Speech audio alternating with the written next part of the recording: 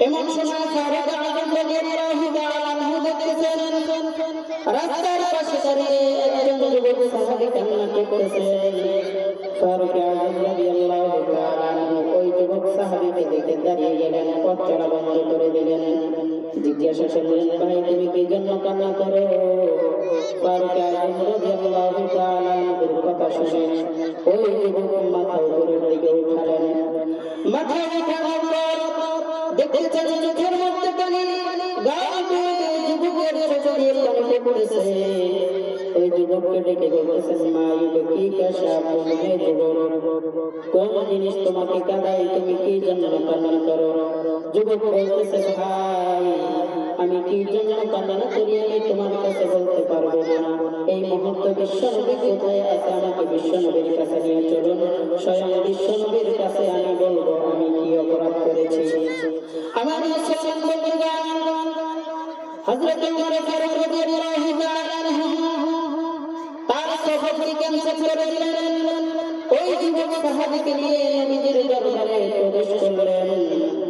নবীজির দরবারের কাছে যাওয়ার পর ওই যুবককে বলতেছে, ভাই তুমি একটু অপেক্ষা করো, আমি ভিতরে গিয়ে দেখি বিশ্বনবী এখন কেমন মন মানসিকতা নিয়ে আছেন, কোন অবস্থায় আছেন।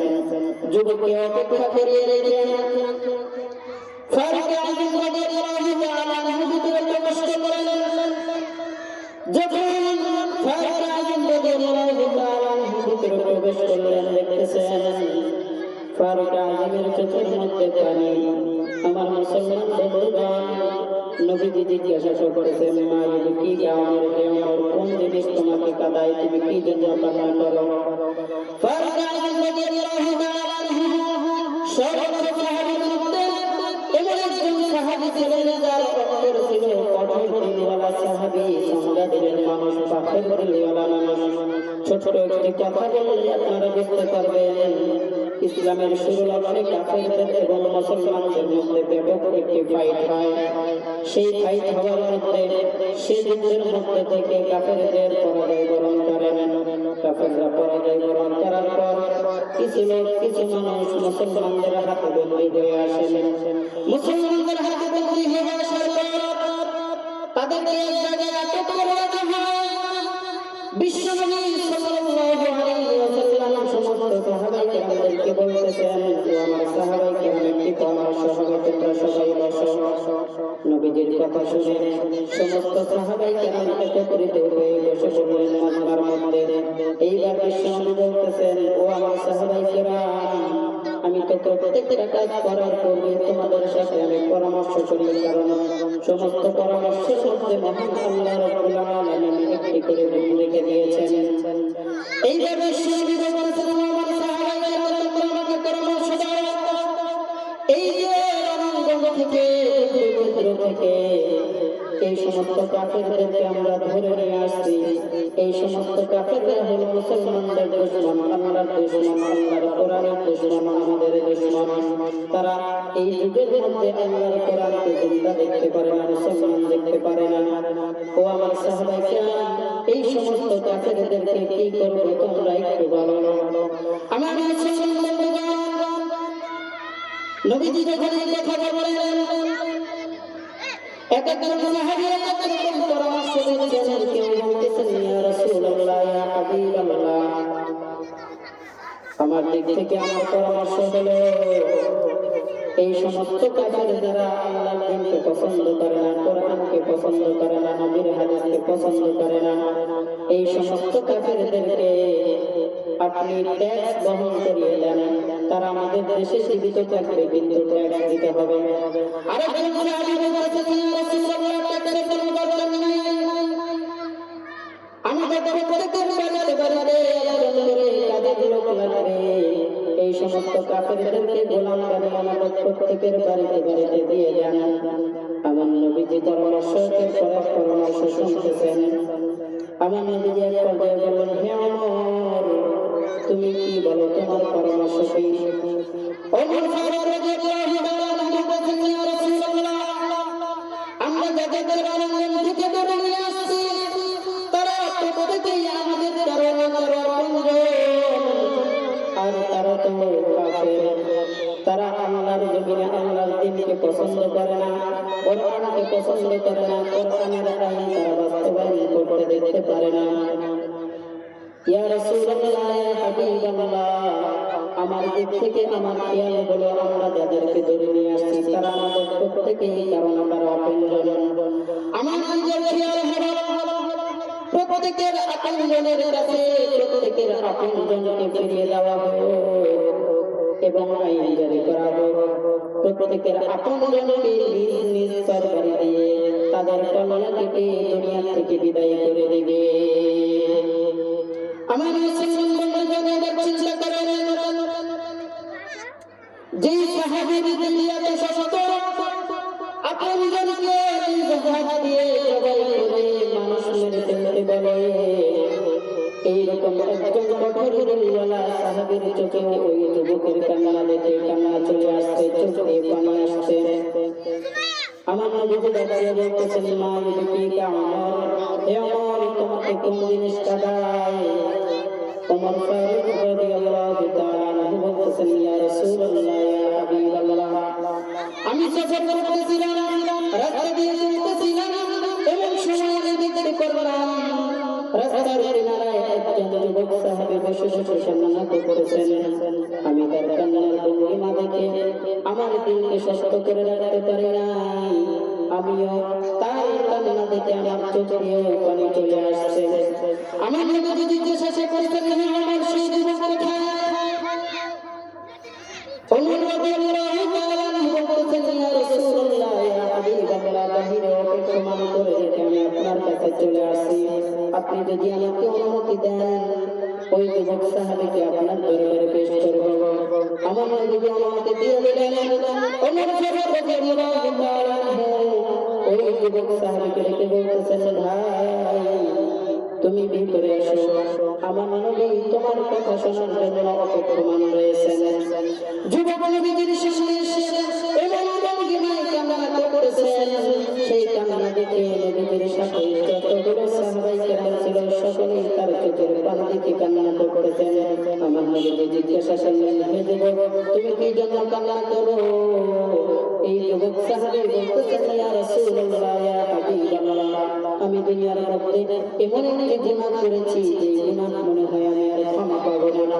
আমি নবীজি বলতেছেন, তুমি কেমন গুনাহ করেছো বলো? ওই যুবক সাহাবী কোনো কথা বলে না, একের উপর এক আমার নবীজি জিজ্ঞাসা করতেছেন, আর ওই যুবক সাহাবী বারবার শুধু কান্না করতেছেন। এক পর্যায়ে যুবক সাহাবী বললেন, ইয়া রাসূলুল্লাহ, ইয়া হাবিবাল্লাহ, দুনিয়ার মধ্যে আমি এমন একটি গুনাহ করেছি মনে হয় পৃথিবীর জমিনে এমন গুনাহ আর কেউ করে নাই। আমি দুনিয়ার মধ্যে এমন একটি গুনাহ করেছি মনে হয় এই পৃথিবীর মধ্যে এমন গুনাহ আর কেউ করে নাই। আমার নবীজি জিজ্ঞাসা করলেন, হে যুবক ভাই তুমি কি গুনাহ করেছো? কি গুনাহ করেছো বলো? ওই যুবক সাহাবী বলতেছেন, ইয়া রাসূলুল্লাহ, গতকাল আমি খবর পেয়েছি মদিনার বুকে একটি সুন্দর রমণী ইন্তেকাল করেছেন।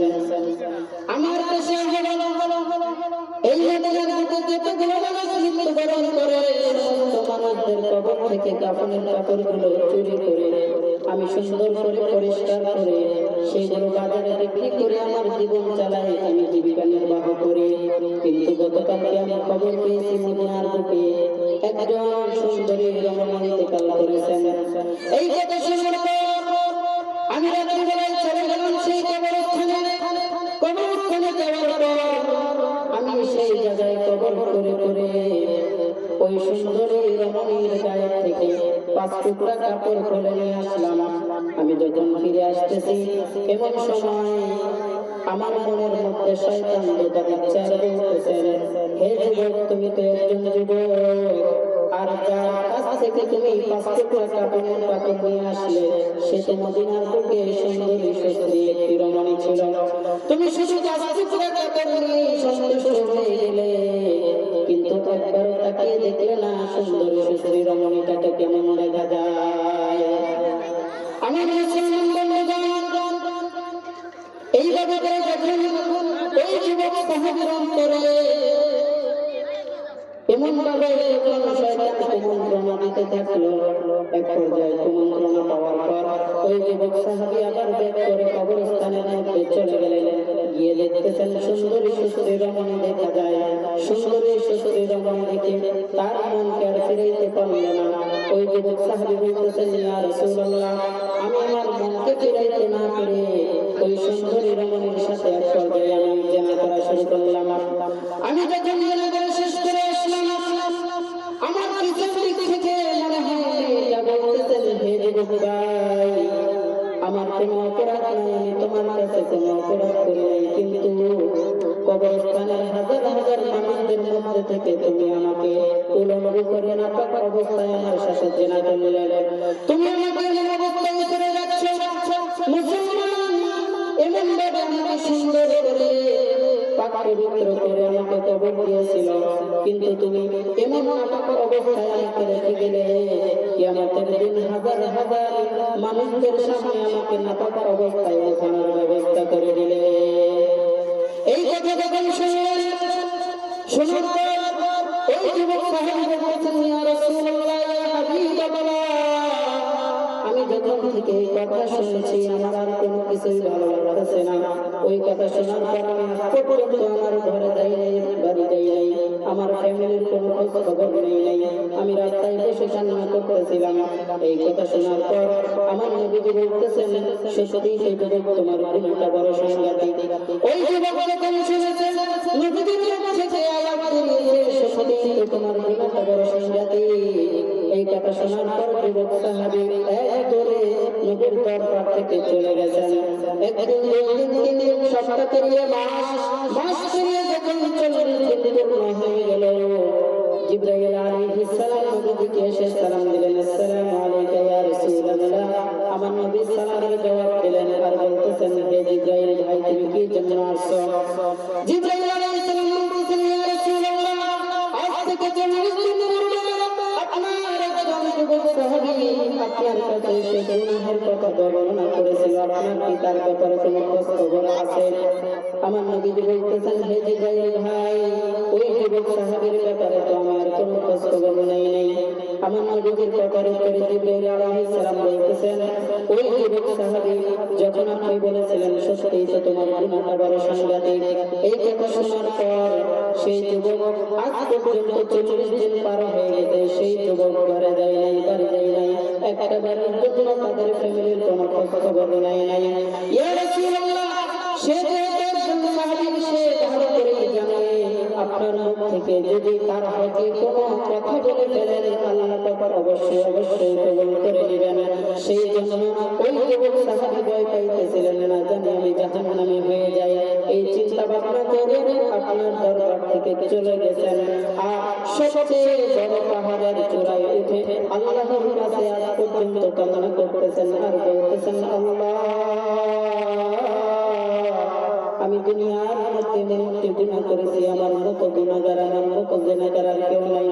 আল্লাহ, তুমি তো তোমার সর্বমহাতার, আল্লাহ তোমার কাছে আমি মাফ চাই, তুমি আমাকে মাফ করে দাও। আমার আল্লাহ রাব্বুল আলামিন ওই যুবক বান্দার চোখের পানি দেখে সহ্য করতে পারে নাই। আমার আল্লাহ রাব্বুল আলামিন ওই যুবক সাহাবীকে মাফ করে দিয়েছেন।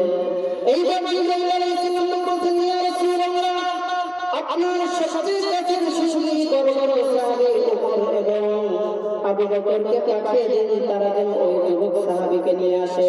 নিয়ে আসার পর আপনার নিজ মুখ দিয়ে আপনি তাকে সুসংবাদ জানায় দেন যে মহান আল্লাহ রাব্বুল আলামিন তোমাকে মাফ করে দিয়েছে।